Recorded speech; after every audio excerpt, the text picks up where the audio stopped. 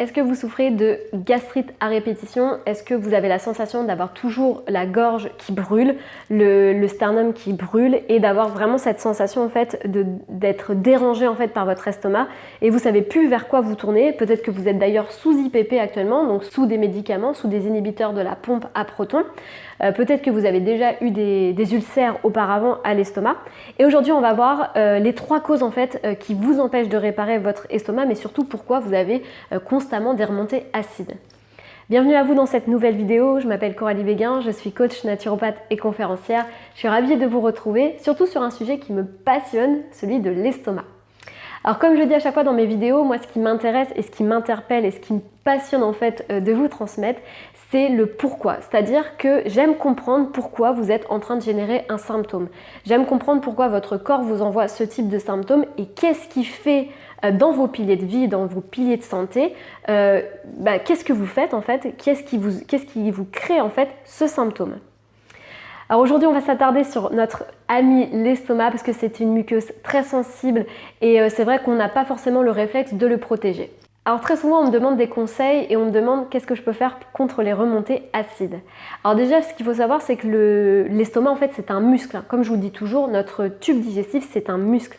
Et une des premières causes en fait qui se passe et qui intervient dans la gastrite ou dans les remontées acides, c'est la sursollicitation du tube digestif. C'est-à-dire que, comme un sportif, si vous êtes tout le temps en train d'être en excès de mouvement, c'est-à-dire que vous venez faire de la course à pied tous les jours, vous entraînez tous les jours des 20 km, 30 km, qu'est-ce qui se passe au niveau de vos jambes ou de vos muscles?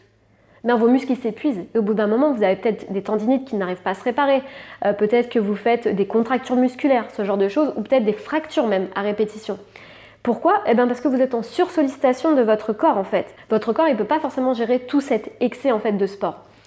Du coup, en fait, pour notre estomac, c'est exactement pareil. Quand vous êtes dans la sursollicitation du tube digestif, c'est-à-dire que vous allez mettre 5-6 repas, voire même plus par jour. Et quand je parle de repas, je parle également de collation. Parce que très souvent, on me dit « Ah non, mais moi, je grignote pas, il n'y a pas de problème. » Par contre, quand je pose la question « Vous prenez bien un café à 10h ou 10h30 ?» Là, les gens me disent « Oui, mais il n'y a pas de problème, c'est un café. » Alors, sachez que même un café, en fait, tout ce qui va être liquide, hors infusion et eau, relance des digestions. Donc du coup, vous venez sursolliciter en fait votre estomac. Donc peut-être que vous avez votre petit déjeuner à 8h et puis un café dès que vous arrivez au travail vers 9h, 9h30. Des fois, vous en reprenez un à 11h ou parfois ce sont les fruits parce que vous avez comme une sensation d'avoir un trou dans l'estomac.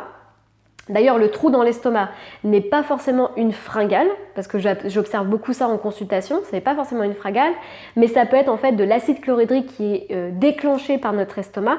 Et du coup, en fait, comme vous avez une petite lésion ou quelque chose qui vous dérange, vous avez cette sensation en fait que votre estomac vous envoie un appel de faim. Et là, qu'est-ce que vous faites en général? Vous venez combler le trou, donc vous venez reprendre un aliment. Et en fait, c'est le serpent qui se mord la queue, c'est-à-dire que vous n'arrivez jamais en fait à régler ce type de trouble. Donc tout ce qui va être sursollicitation du tube digestif, donc si vous faites tout le temps des repas, c'est-à-dire que vous êtes en train de manger 6 à 7 fois par jour, y compris le café, vous venez impacter votre sphère de l'estomac. Donc peut-être que pendant 6 mois, 1 an, ça va peut-être passer, puis au bout d'un moment, vous allez sentir que vous allez avoir des remontées acides, que vous digérez moins bien, que vous avez un poids sur l'estomac, ou que vous avez tout le temps la gorge qui est enflammée. Oui, pourquoi? Parce qu'en fait, les remontées acides, des fois, elles peuvent passer sous silence. Et je vois des personnes en fait qui ont tout le temps des angines parce qu'en fait, il y a des remontées acides en fait la nuit, mais qui passent de façon inconnue. Donc, questionnez-vous par rapport à ça. Donc, ce qui va être important, c'est de se concentrer sur 3 repas par jour, donc matin, midi et soir, pour justement mettre au repos la muqueuse de l'estomac. Parce que si vous venez, comme je vous l'ai dit, grignoter constamment, manger tout le temps, vous empêchez en fait ce qu'on appelle l'auto-nettoyage de notre tube digestif. En fait, on a une équipe qui assimile et une équipe qui vient nettoyer en fait ce qui s'est passé après la digestion. Or, si vous venez tout le temps mettre des aliments ou même un café à 10h30, à 11h ou un café vers 14 ou 15h, vous empêchez en fait l'équipe de nettoyage de passer. Donc du coup, vous empêchez déjà vous empêchez une bonne assimilation des nutriments, mais en plus de ça, vous empêchez en fait que votre estomac se répare. Et comme je dis toujours, la gastrite ou le fait d'avoir de la gêne à l'estomac, c'est comme une plaie quand vous vous ouvrez en fait, ça vient se cicatriser. Mais en fait, l'estomac, il aimerait faire pareil. Sauf que si vous mettez tout le temps des aliments, c'est comme si vous veniez tout le temps gratter en fait cette plaie et qu'elle était à vif. Donc forcément, ça fait mal. La deuxième chose aussi que j'aperçois, c'est qu'il y a un excès de café, un excès d'épices et un excès en fait d'alcool. Alors quand je dis excès, ça veut dire que ça peut être tous les jours ou tous les 2-3 jours en fait. Donc très souvent, les personnes qui ont des problèmes à l'estomac, je leur dis très souvent de manger beaucoup moins épicé, de réduire très fortement la consommation d'épices, qui est inflammatoire au niveau de l'estomac, comme par exemple tout ce qui va être aussi piment. Et puis vraiment de réduire, voire de supprimer sur un instant, en tout cas peut-être de 2 à 3 mois, l'alcool et le café pour permettre à la sphère de l'estomac en fait de se réparer. Parce qu'en fait ce sont des aliments qui sont très très agressifs pour l'estomac et quand il les digère pas, vous avez des trous dans l'estomac, vous ne sentez pas bien, des fois même vous avez la nausée parce que vous n'arrivez pas à digérer, vous avez même des sueurs, hein. Il y a des personnes qui digèrent très très mal le café et qui se retrouvent à faire des sueurs, à faire des malaises, à avoir vraiment des fois une boule au niveau de la gorge et d'avoir des remontées acides en permanence. Donc deuxième conseil, au moins pendant peut-être 3 mois, supprimer ou réduire très fortement tout ce qui va être alcool, épices et puis bien évidemment le tabac et l'alcool. Troisième chose, aujourd'hui ce que j'aperçois beaucoup aussi en consultation, c'est que des fois on peut générer une gastrite ou une remontée acide à cause d'un excès de pensée. Il y a différents types de profils, mais il y a des personnes qui sont très stressées, enfin très soumises au stress et qui ont du mal à l'extérioriser. Et du coup ce qui se passe, c'est que c'est notre corps en fait qui va prendre le relais. Et dans beaucoup de cas, qu'est-ce qu'on voit? On voit des personnes qui ont par exemple fait des burn-out et qui ont subi en fait un fort stress et ont impacté en fait la sphère de l'estomac en faisant un ulcère ou une gastrite. Pourquoi? Eh bien parce qu'en fait vous avez ce qu'on appelle le nerf vague qui vient innerver en fait tous nos organes internes. Parfois même en fait avant une épreuve sportive, on voit des sportifs ou des marathoniens qui ont une diarrhée. Pourquoi? Parce qu'ils sont stressés en fait, ils sont en train de peut-être de mentaliser le fait qu'ils vont courir, qu'ils doivent être dans l'effort, qu'ils doivent gagner.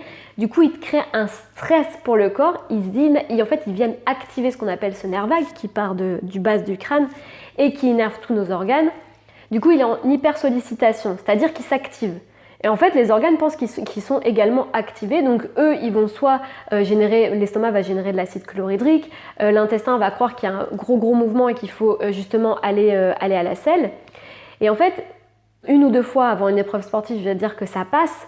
Par contre, le fait d'être tout le temps dans l'hypersollicitation du mental, tous les jours, des personnes qui bossent 6 jours sur 7, qui n'ont pas le temps de se poser, pas le temps de méditer, qui sont très souvent soumis au stress. Alors j'aime pas forcément le mot stress, mais en tout cas qui sont dans l'hyper-pensée de se dire comment on va être demain, est-ce que j'ai bien fait mon travail, est-ce que je vais avoir assez de quoi vivre, et qui sont tout le temps en train de penser à des choses qui ne sont peut-être même pas forcément présentes, vous venez activer ce nerf vague. D'ailleurs, très souvent, les problèmes d'estomac vont avec les problèmes d'insomnie. C'est très rare qu'il n'y ait pas les deux en même temps, mais ça arrive d'avoir que des problèmes de l'estomac, bien évidemment. Donc dans ces cas-là, moi ce que je recommande quand il y a un stress, enfin une hyperactivation des pensées, du mental, quand il y a une pathologie avec l'estomac, en tout cas quand il y a une gêne avec l'estomac due à des fortes ruminations, on va dire que ce sont plus les profils nerveux d'ailleurs, les profils qui vont être longilignes, donc qui vont garder beaucoup en eux et qui sont parfois hyperactifs, qui ont besoin que les choses soient bien faites, qui ont besoin d'être rassurés dans leur travail, donc qui sont très consciencieux et qui sont parfois soumis en fait à des burn-out. Eh bien, très souvent, ce que je leur conseille, c'est de passer sur des exercices de relaxation et de méditation en réglant bien sûr l'alimentation, parce que l'alimentation y est beaucoup en fait pour les gastrites et les reflux acides. Ce que je voulais aussi vous communiquer dans cette vidéo, c'est que je vois beaucoup de personnes qui me disent qu'ils sont sous oméprazole ou d'autres médicaments et qui ont essayé déjà beaucoup de choses et qui n'ont pas réglé leurs problèmes de l'estomac. Ce que je veux vous dire, c'est que peut-être parfois vous n'avez peut-être pas trouvé les bonnes combinaisons alimentaires ou les bons piliers de santé, ce que j'appelle, pour justement régler de façon définitive votre problème. Dans ces cas-là, je vous invite à télécharger mon e-book où vous allez avoir beaucoup de réponses.